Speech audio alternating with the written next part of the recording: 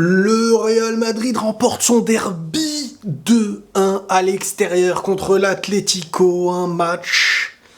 Comment vous le décrire, ce match? J'ai envie de dire, le Real, sans Benzema, nous a montré une première mi-temps surtout, puisqu'après ils ont géré, comme à leur image, voilà. Cette équipe du Real Madrid est une équipe qui gère, dans tous les sens du terme. 9e match, 9e victoire, et c'est la trêve.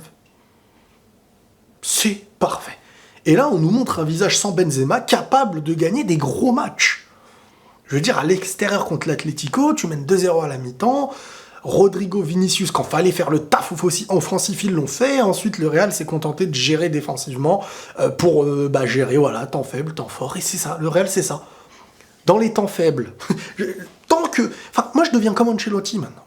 Quand je vois le début de match du Real, qui se fait un peu... Real qui se recroqueville, je sais pas si ça se dit comme ça, qui reste dans son camp un peu parfois.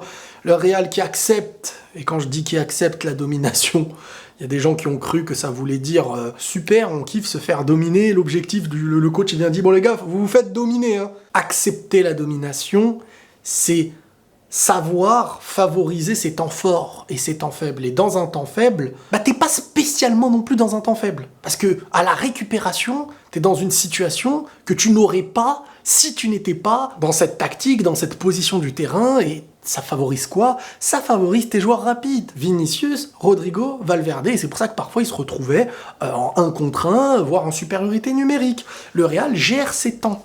Défensivement, ils acceptent. C'est-à-dire qu'ils sont pas là à bégayer à la moindre offensive adverse. Et je dis ça parce qu'il y a des gens qui comprennent pas quand on dit ils acceptent, ils ont cru que c'était... On dit ça en mode waouh, super, ça c'est bien d'accepter, c'est pas la question. Ce Real nous montre depuis l'année dernière qu'ils savent gérer leur temps faible et leur temps fort. Et quand tu vois, parce qu'il y a beaucoup de choses à dire, la tension qu'il y avait autour de ce match, sur Vinicius, et vraiment, parce que je veux dire, il est jeune Vinicius, 22 ans. 22 ans... T'es au Real, t'es un leader offensif du Real, il n'y a pas Benzema, il y a du racisme sur tes côtes, t'as des joueurs adverses, t'as un stade extérieur, l'Atlético pour le derby qui est en train de te huer à tout va, et huer c'est gentil parce que des fois ça a dépassé les humans, et t'es là mais avec un caractère solide quoi, un caractère solide, tu te fais pas avoir, et tu fais ton match, et c'est là qu'on voit que Vinicius est devenu grand. C'est là que moi je vois que Vinicius est devenu grand. Mais pas seulement. Rodrigo, les gars, vous aviez raison. Vous aviez raison depuis longtemps, vous le disiez. Depuis longtemps, vous me disiez, enfin pas que à moi, vous disiez, Rodrigo, ce jour-là, c'est lui qu'on doit mettre quand il n'y a pas Benzema, etc. et tout. Et franchement, avec Vinicius, etc., il commence, il marque. Hein. Il marque comme l'année dernière, dans des moments importants. Et c'est pas des buts faciles, hein. C'est des buts, alors Tchouaméni, ça me fait rebondir de sujet en sujet, je fais des transitions sans le vouloir. Tchouaméni, encore une fois une passe décisive qui régale et qui s'adapte très très vite. Tchouaméni, il est en train de cocher les bons points dans les gros matchs, dans les matchs décisifs. Franchement, hein. Comme quoi le Real ne laisse jamais partir quelqu'un au hasard. C'est incroyable. Vraiment. La transition se fait, le prix, beaucoup de gens commencent à se dire que... Parce que ça, je le disais quand il y avait le prix qui était payé. Tu ne peux pas mettre moins si à côté les gens ont évalué, ont augmenté le prix de Tchouaméni. Tu sais qu'à ce poste-là, avoir un joueur de ce profil aussi jeune et aussi talentueux avec de l'avenir, c'est dur. Et en plus, il vient nous montrer que le gars s'adapte à une vitesse dans un poste qui est très compliqué. Au Real Madrid, devant la défense, entouré des petits génies, c'est toi qui subis la pression, c'est toi qui dois parfois sortir d'une pression. Le gars est entouré d'Alaba, Modric, Kroos. Derrière lui, t'as Alaba, un mec qui était au Bayern, qui a marqué aussi son football à sa manière. Modric et Kroos. Au Real Madrid. Et t'es au milieu comme ça, tu viens d'arriver, t'es français de Monaco, quoi. Qui n'a pas encore prouvé au monde tout ça.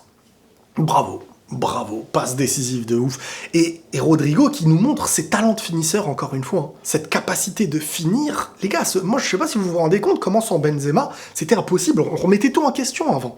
Sans Benzema, Vinicius étincelé, ne peut plus. Et là tu vois Vinicius sans Benzema qui joue comme avec Benzema. Valverde encore une fois les gars. Par contre le Reinildo là qui lui a explosé la rotule ou je sais pas quoi là. Il doit pas finir son match. Le Reinildo. Mais les gars, soyons honnêtes. Soyons sincères. Valverde est en train de nous montrer qu'il est incroyable.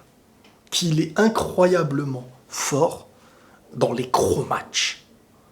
Titulaire indiscutable, tu te débrouilles où tu le mets.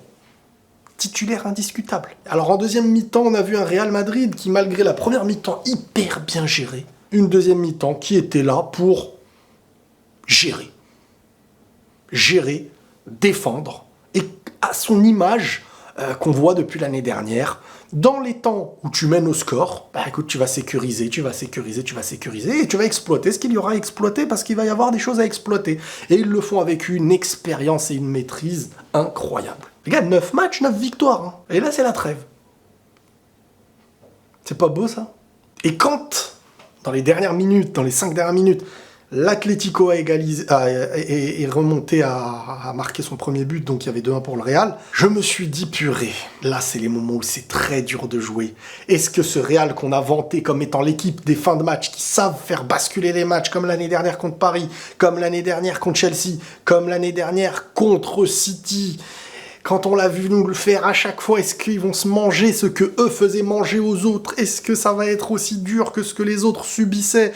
Je me disais, oh, ça ferait mal au cœur de se faire égaliser, de ne plus être premier au classement, et machin, et machin. Eh ben non, avec courage, avec méthodologie, avec l'expérience, ils ont su gérer cette fin de match pour gagner et empocher les 3 points à l'extérieur. Et ça c'est beau. Et ça c'est beau les gars, tu finis le week-end avec encore une fois les 3 points, parce que derrière toi, il y a un Barcelone aussi qui toque à la porte et... Il y en avait un, il y en a 2, ils sont toute l'équipe à toquer là, ils mettent la pression les mecs. Ils mettent la pression et toi t'es là sans Benzema. Et tu viens et tu gagnes ton match comme ça. Le Real est une équipe soudée. C'est un monument. Et il peut manquer des choses, ramener autre chose, et toujours ce maillot, cette atmosphère fera qu'ils resteront, on dirait, au-dessus. Alors bien sûr, à un moment donné, ils vont bien perdre. À un moment donné, c'est la vie, c'est comme ça. Enfin, peut-être pas, on sait jamais. Mais je veux dire, ça va être normal. Et là, ils nous montrent que bah c'est fort. C'est très fort. Kroos, Modric, la capacité de défense. Je sais que Mendy, c'est un joueur qui est très compliqué à percevoir par les fans, parce qu'il y a beaucoup de pour et contre. Moi, Mendy, je trouve que défensivement, il est irréprochable. Bien sûr qu'ensuite, sur la capacité offensive, sur sa manière de dédoubler, sur sa gestuelle, sur parfois... Mais en termes de puissance et de défense, il n'y en a pas beaucoup au Real qui pourraient faire en défense, défensivement ce qu'il fait. Et je pense que si on devait choisir entre offensivement et défensivement à son poste, je favorise un peu défensivement pour la sécurité et pour le système qu'Ancelotti met en place tactiquement. Donc pour l'instant, Mendy, moi je regarde cet aspect-là défensif qui fait énormément de bien au Real Madrid et qui a besoin à ce poste-là quelque chose de... Enfin, je veux dire, rappelez-vous, à certains moments, quand il y avait Marcelo, en fin de carrière, bien sûr, ou même avec Alaba, hein, beaucoup de choses passaient du côté. Beaucoup de choses passaient de ce côté gauche. On va pas se mentir, beaucoup de choses passaient de ce côté gauche. Côté droit adverse, quoi. Et ça apporte des occasions, ça apporte des buts.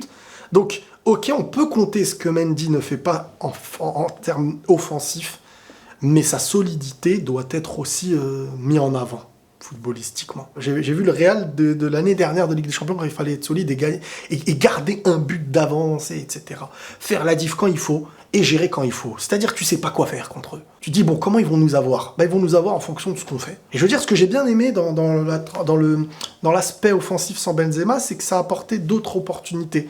Tu sentais vraiment 3 mecs trois mecs que tu pouvais lancer et qui peuvent faire reculer aussi la défense adverse. Et Valverde, je trouve qu'en deuxième mi-temps, malgré tout, après son choc avec Reinildo sur sa rotule, j'ai l'impression que bah, soit il s'est fait mal, soit bon, bah, ils se sont préoccupés de bien défendre tout simplement. Mais j'ai quand même eu l'impression qu'en deuxième mi-temps, le Valverde avait un peu mal et peut-être qu'on apprendra qu'il s'est fait mal, blessé ou j'en sais rien. En tout cas, lui... Oh, Valverde, l'importance qu'il a. Oh, l'importance qu'il a. Franchement, c'est trop. Ça fait trop plaisir. Vous pouvez pas savoir, pour ceux qui n'ont pas un Valverde dans leur équipe, ce que ça fait. Voilà, les amis, une belle victoire pour le derby. Le Real reprend la première place. 9 matchs, 9 victoires. Et on se retrouve très bientôt. Prenez tous soin de vous, les amis, et la paix sur vous.